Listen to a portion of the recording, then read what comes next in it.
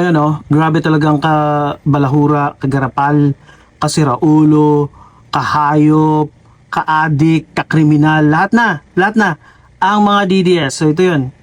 Ito yung post na to. So we had to check kung totoo yung pinupost ng mga dutae o yung mga DDS. Alright? And as expected, itong post na to is fake news. Hindi lang fake news, it's libelous post. Okay? Defamatory na pinost nitong isang account na to na si Mong Ramos Jr. na isa sa mga pinakasiraulo. Nagpalit na siya ng kanyang photo. Okay? Meron na nakalagay Inday Sara President. Alam mo, dati pa, isa ako sa pinakaunang critics ni Digongyo. 2015 pa lang, alright, na nagde-decide siyang tumakbo, nagbubudulan sila, and I really believe na si Digongyo ay siraulo. He's a psychopath. Naniniwala talaga ako dyan. May theory nga ako na he enjoys killing and seeing people kill, and parang Dexter. Yun yung theory ko na gusto ko mapatunayan kasi nga may mga circumstantial evidence, like for example yung sinabit ng kanyang asawa na si Elizabeth Zimmerman na meron sa kanilang annulment case na meron talaga siyang something sa utak, okay? Narcissistic personality behavior, lahat na. Yung mga tipong mga ganyang klaseng sakit sa utak. Alright, na namana naman ni Sara. So, my theory, which remains to be proven, okay, but may mga pieces of evidence na nagpapatunay, circumstantial. And hindi lang yung kanyang demeanor, yung pagiging hayop, siraulo, alright, na he enjoys killing, and the mere fact na pinakita yan sa ICC, sa buong mundo, yung pinanood niyang CCTV at talagang enjoy siya okay, at yung statement or confession ni Matubato rin at saka si Arturo Las Cañas na meron silang pinugutan na nakita ni Digongyo talaga wala siyang reaction daw tungtuwa siya. So yun, and in spite of yung kanyang kunwa-kunwariang war on drugs, gusto naman niya talagang makakita ng ginugurgur. Enjoy siya. So balik tayo ngayon dito. Alright? Itong post, defamatory post itong Mong Ramos Jr. Alright? If I were a family member at isa ko, ito mga to na nasa photo, file cyber libel cases against these people.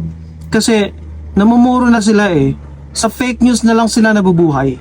Alright, sa fake news na lang umaangat ang kanilang mga siraulo at demonyong mga poon sa Davao. So imagine, okay, normal kang tao. You're an ordinary citizen. Normal kang mag-isip. Ganito ba yung mga klaseng team na sasalihan nyo? Sabi dito, mahirap ng biktima ng war on drugs. Yung kapamilya namatay na drug pusher. So, ito, ginawan nila ng AI itong nabiktima na nga sila, and I really believe that some of these individuals, yung pamilya, ay mga DDS. Isa rin sa theory kong yan na malapit-lapit sa katotohanan. Alright? Nakaramihan sa mga biktima ng tukhang ng war on drugs sa dugong yan, mga DDS. Number 1 dyan si Kian de los Santos. Diba?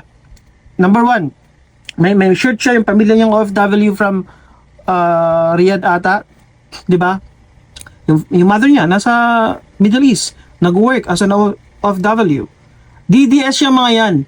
Imagine niyo na lang, nung 2015-2016, binoto mo si Digongyo, and then DDS ka, proud na proud ka, yung pamilya mo, si Kian de los Santos na anak mo, isang DDS, nagsuot pa ng DDS shirt, proud na proud.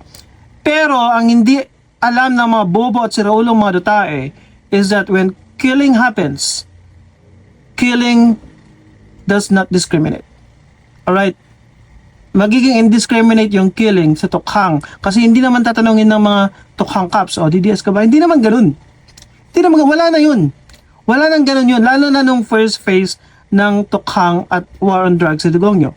Yung first phase na proud, 2016 to 2017, early 2017. Bago pa naging secretive ang buong, o nag-shutdown ang buong Digongyo administration pagdating sa war on drugs information.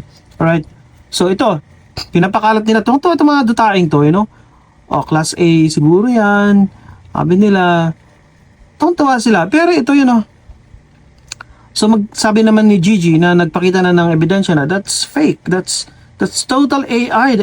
You're trying to malign the personality nitong mga itong mga babaeng to, mga families ng victims na, again, mga DDS siguro yung mga anak nila o ilan sa kanila ay mga DDS. 'Di ba?